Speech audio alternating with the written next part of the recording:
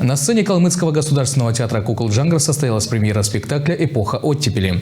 На литературно-музыкальном вечере прозвучали произведения поэтов 60-х годов прошлого века – Беллы Ахмадуллиной, Роберта Рождественского, Евгения Евтушенко и других.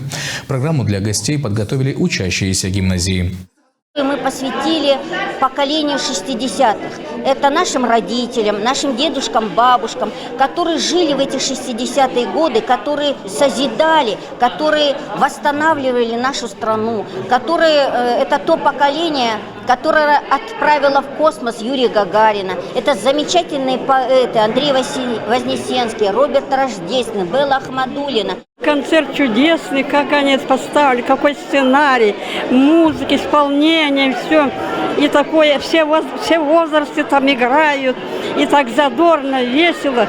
Очень талантливые дети и учителя все талантливые. В принципе, понравилось, отличная постановка, все сделали, как будто не школьная программа, а профессиональные артисты. Мне очень понравилось, я прям окунулась в атмосферу, прочувствовала, получается, это эпоха бабушек, дедушек, и меня, наверное, как человека с эстетическим восприятием вдохновили костюмы.